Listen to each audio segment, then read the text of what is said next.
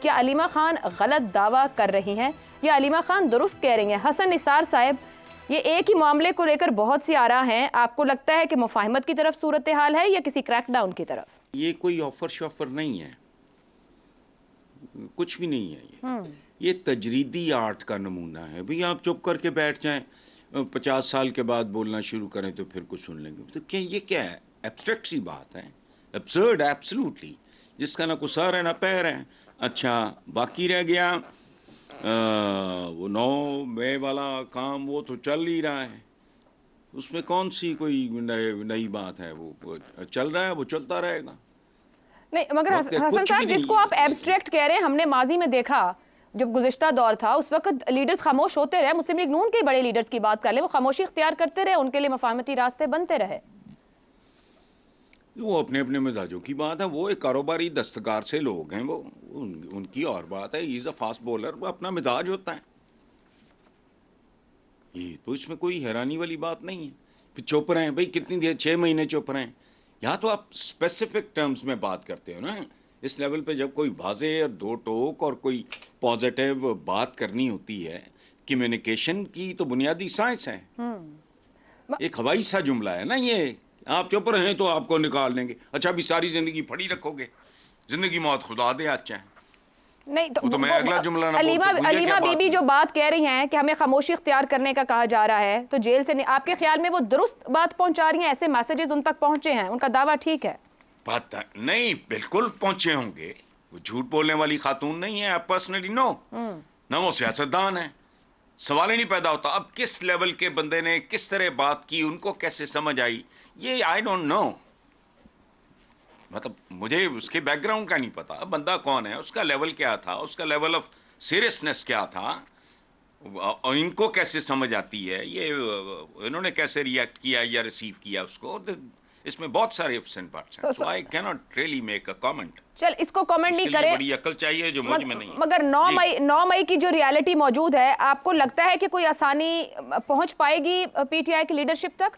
کوئی مفاہمتی گفتگو ہو سکتی ہے؟ کیونکہ کچھ پولیٹیکل سیکٹرز کی جانب سے گفتگو ہو بھی رہی ہے کہ اگر سین گفتگو کی جائے، بات چیت کی جائے تو مفاہمت ممکن ہے، تو کیا فاسٹ بولر کریں گے؟ مطلب الٹیمیٹلی کیا ہوگا، کیا نکلے گا؟ یہ عمر قید کی سزا ہو جائے گی یا کیا نکلنا ہے اس میں سے؟ الٹیمیٹلی انرجی بھی ویسٹ ہو رہی ہے، ٹائم بھی ویسٹ ہو رہا ہے، قوم کا پینڈا بھی کھوٹا ہو رہا ہے۔ کنکلوڈ کرو، ایڈی گڑی توپ چل گئی ہے، سیکنڈ ورلڈ وار دے بعد بھی بہ گئے تھی آمنے سامنے، بالکل درست، فال آف ڈھاکہ کے بعد بھی وفد گیا تھا وہاں، اور یہ اور وہ تو پھر دونوں طرف کو بیٹھنا پڑتا ہے نا، تو کیا فاسٹ بولر بیٹھ جائیں گے؟ ہاں اگر ان کو ٹرم سمجھ آتی ہیں بیٹھ جائے گا، وہ کیا بالکل ٹھیک، مطلب وہ اتھرا ہو سکتا ہے، پاگل تو نہیں ہے۔ صحیح ہو گیا جی، ٹھیک ہے۔ ابصار صاحب، انتخابات میں کامیابی کے باوجود عمران خان کے خلاف سختیاں ہیں، ایک بڑے نمبر کے ساتھ وہ سامنے آئے ہیں، آپ بھی ہمارے ساتھ حصہ رہے ان ٹرانسمیشنز کا، ملاقاتوں پر پابندیاں ہیں، آج بھی لیڈرشپ ایک دعوے کر رہی ہے، آپ کو لگتا ہے مفاہمت ممکن ہوگی؟ دیکھیے، ایک آخری فقرہ حسن نثار صاحب نے بولا ہے، وہ اتھرا ہے، پاگل تو نہیں۔ میں اس فقرے کو تھوڑی دیر انجوائے کرنا چاہ رہا تھا، آپ نے فوراً سوال پوچھ لیا۔ تو دونوں ہی آپشن جو ہیں وہ کوئی اتنے ڈیسنٹ نہیں ہیں ایک قومی لیڈر کے لیے۔ وہ قوم جو بیش بہا مسائل میں پھنسی ہوئی ہو، جب مختلف پاور سینٹرز ہوں، میرا مطلب یہ تو وہی مولا جٹ سٹائل ہی ہے نا کہ اتھرا ہے جی، بڑا اتھرا ہے، ہاتھ چھوٹے گئے، مطلب یہ نہیں، قومی سیاست میں اس طرح کے رویے چلتے نہیں ہیں، اور بدقسمتی سے لیکن مسئلہ یہ ہے کہ وہ فاسٹ بالر بھی ہے، تو ایسے ہی رویے ہیں، اور یہی کچھ بھگتنا پڑے گا سب کو، اب جو لے کے آئے ہیں ان کو بھی۔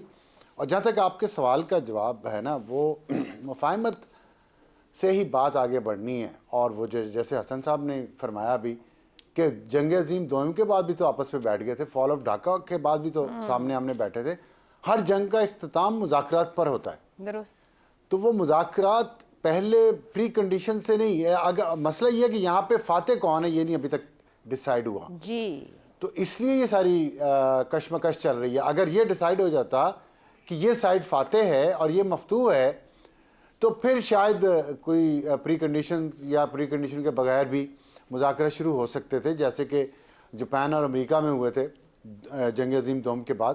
لیکن یہاں پہ ایسا کوئی ابھی سچویشن کلیئر نہیں ہے. ہر کوئی دعوے کرتا ہے کہ ہم جیت گئے ہیں. ایک طرف 9 مئی ہے, دوسری طرف اثرا ہے, وہ کہتا ہے کہ میں سرنڈر نہیں کروں گا. تو جو آج علیمہ خان صاحبہ نے جو بات کی ہے نا, یہ اگر آفر آئی تھی کہ آپ خاموش ہو جائیں تو کوئی راستے نکل سکتے, تو وہ آفر انہوں نے ٹارپیڈو کر دی ہے, اس کو پنکچر کر دیا انہوں نے یہ بیان دے کے, باہر لے آئیں گے. دوسری طرف یہ میرا خیال ہے کہ قاہرہ صاحب کا جو بیان ہے وہ سب سے میچور ہے. انہوں نے یہ جو بات کی ہے کہ مفاہمت کے راستے پہ چلیں گے تو آگے بڑھ سکتے ہیں. اور تیسری یہ کہ جو آصف علی زرداری کے دور میں ڈیموکریسی کے خلاف شاید سازشیں نہ ہو ایوان صدر سے, یہ وقت بتائے گا کیونکہ کل شہزاد صاحب نے جو تجزیہ دیا تھا اس کے مطابق تو 2-2.5 سال بعد کچھ نہ کچھ ہوگا یہاں پہ. افسر صاحب, لیکن جب ہم بار بار مفاہمت کی بات کرتے ہیں تو ایک اور بھی ریالٹی ہے پچھلے 10 سال کی ہماری گراؤنڈ پالیٹکس کی. پی ٹی آئی بیٹھی نہیں اپنے سیاسی مخالفین کے ساتھ, ابھی بھی کچھ کے لیے کہہ دیا گیا اور ان کے ساتھ کھڑے ہوئے, مگر خاص طور پر اگر پیپلز پارٹی اور نون لیگ کی بات کی جائے, کیا وہاں پی ٹی آئی بیٹھنا مناسب سمجھے گی اس لیڈرشپ کے ساتھ؟ پی ٹی آئی مناسب نہیں سمجھے, عمران خان مناسب نہیں سمجھیں گے, باقی پی ٹی آئی سچ سمجھ لیں. کیونکہ عمران خان کا سارا بیانیہ جو ہے وہ بیس ہی اس بات پہ ہے کہ یہ غلط ہے, میں صحیح ہوں. اب وہ کس منہ کے ساتھ بیٹھیں گے؟ تو ظاہر ہے وہ انہیں اس بات کا احساس ہے, اسی لیے بیٹھ نہیں پا رہے, ورنہ تو بیٹھ چکے ہوتے. اور انہوں نے جیل میں بیٹھے ہیں, وہ کوئی مفاہمت نہیں کر رہے, کوئی ڈیل نہیں کر رہے, تو اس کا مطلب ہے کہ ہی از ریڈی ٹو فائٹ. تو میں اس پہ کیا کہہ سکتا ہوں, دیکھ سکتے ہیں کہ کیا کریں گے, لیکن وہ بیٹھ چکے ہیں ایم کیو ایم کے ساتھ, چودھری پرویز الہی کے ساتھ, جے یو آئی کے ساتھ, اچکزئی صاحب, جن کے ساتھ وہ نہیں کبھی بیٹھنا چاہتے تھے. دیکھنا یہ ہے کہ سیاست میں ایگو کب تک چلتی ہے. شہزاد صاحب, پوری انتخابی مہم میں مریم نواز سمیت نون لیگ کی لیڈرشپ بار بار سانحہ 9 مئی کا ذکر کرتے رہے, بلکہ یہاں تک کہا کہ ہم 9 مئی والے نہیں, ہم 28 مئی والے ہیں. نون لیگ اور اسٹیبلشمنٹ ایک پیج پر, کیا زرداری صاحب کے لیے پی ٹی آئی کے ساتھ مفاہمت کا معاملہ آگے بڑھانا ممکن ہو پائے گا؟ دیکھیے, اس وقت اس طرح کی حتمی کوئی پوزیشن لینا تو مشکل ہے کسی کے لیے بھی.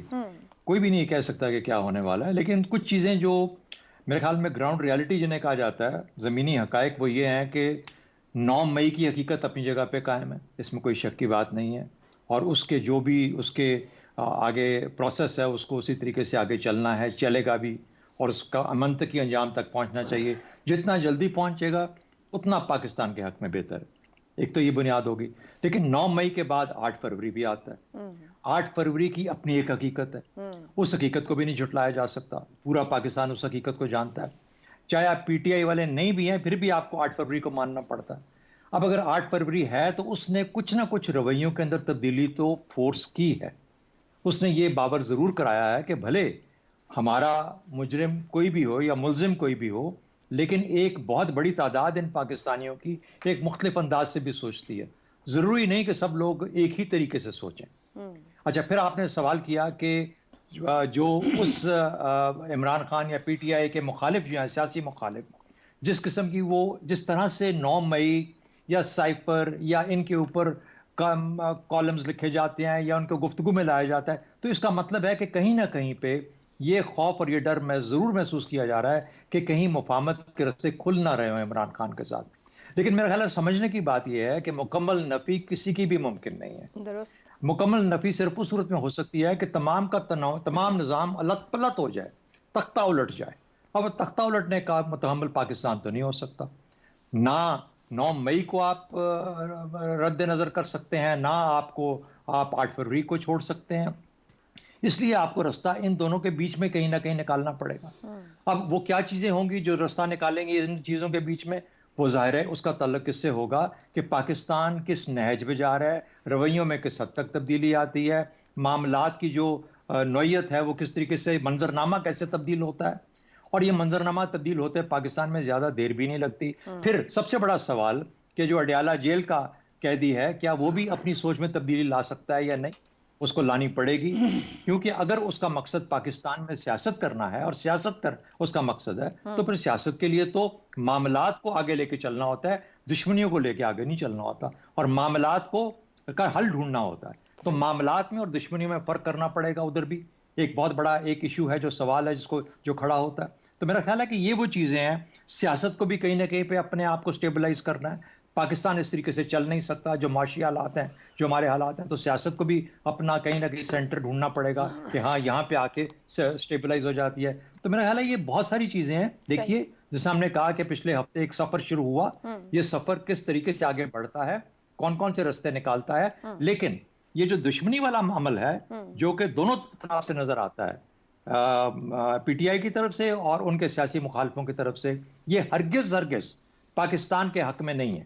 اور پاکستان کے حق میں وہی کچھ ہے جو کہ مفاہمت کا رستہ ہے. اور مفاہمت کا رستہ مطلب یہ نہیں ہوتا کہ آپ اپنے کمپرومائز کر جائیں, بلکہ آپ مفاہمت کا مطلب ہوتا ہے آپ رستے